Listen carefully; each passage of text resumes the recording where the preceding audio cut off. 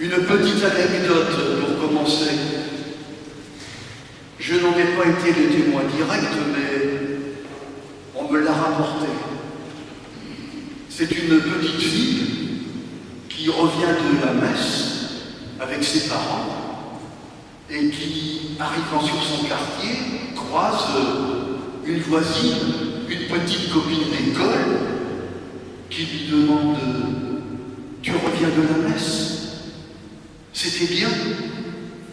Qu'est-ce que vous avez fait ?» Et la petite fille de lui raconter ce qu'elle venait d'entendre à l'église. Est-ce qu'elle avait entendu? C'est cette histoire-là. Je ne sais pas comment l'histoire s'est terminée, mais je ne suis pas surpris, en définitive, que cette histoire ait plu à cette petite fille, car je trouve cette parabole simple, vraie, réaliste, accessible, et pour tout dire, très parlante.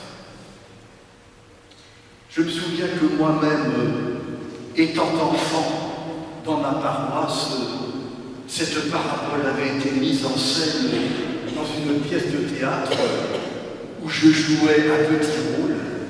Et devenu adulte, cette parabole est toujours restée pour moi lumineuse pour nous faire découvrir, mais qui est vraiment ce Dieu que personne n'a jamais vu?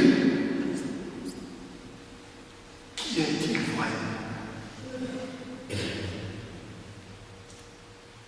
Je m'en suis tenu à tout point, parce que j'ai trouvé dans cette parabole deux clés. Une clé chez le fils cadet pour nous faire comprendre les évolutions de la société par rapport à la religion. Et puis une deuxième clé chez le fils aîné pour nous faire comprendre un danger qui guette l'Église et nous, les chrétiens. D'abord le fils cadet. Voilà un garçon en pleine crise. Il faut quand même un culot monstrueux pour vexer son père, les yeux dans les yeux, en lui demandant sur le champ sa part d'héritage.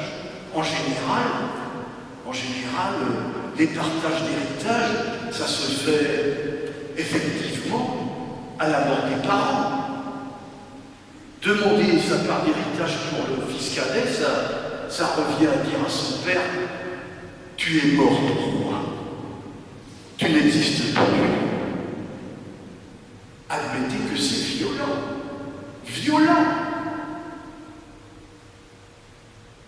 Seulement surprise, au bout d'un certain temps, que voit-on? À cause des circonstances, voilà que ce fils revient. Il revient vers son père, qu'il va redécouvrir totalement.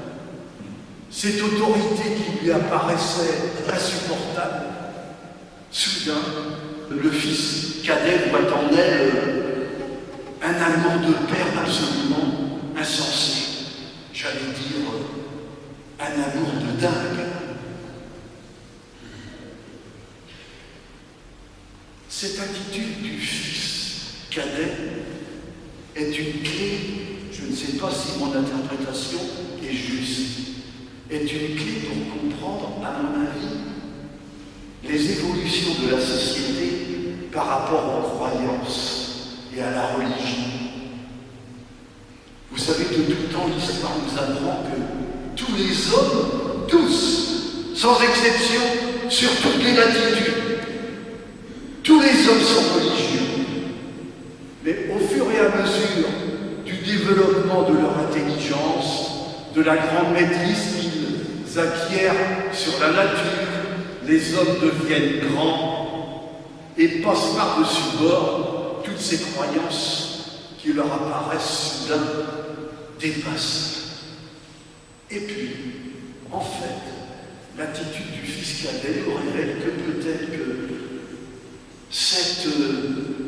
cette crise de rupture qu'on croyait définitive, c'est peut-être qu'une crise de croissance, que rien n'est jamais figé. Optimisme donc. La deuxième clé que je trouve chez le fils aîné, c'est pour nous faire comprendre un danger qui nous guette, nous, les chrétiens. Le fils aîné, voilà un garçon irréprochable, bien sous tout rapport, dans tous les domaines. Il vit en harmonie avec son père.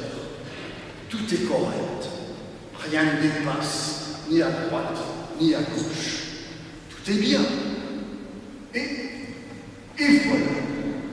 voilà que l'arrivée du fils plus jeune va mettre en pièces et va faire tomber comme un château de cartes cette belle harmonie qu'on croyait solide.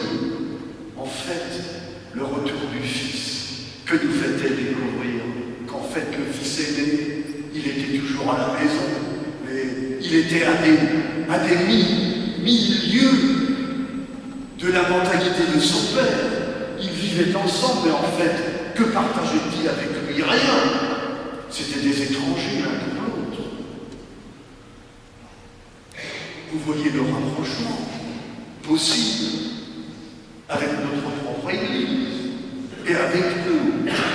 Nous pouvons être corrects dans les apparences. Et comme le dit le psaume, vous avez mes mots à la bouche, mais votre cœur est loin de moi.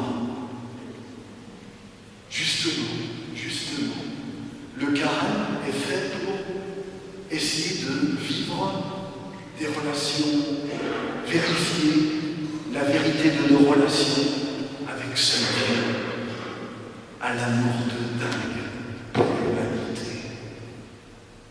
Une parabole contrastée. D'un côté, un appel à l'optimisme, à la confiance, rien n'est jamais figé, tout est toujours possible. Et puis, un appel à la vigilance pour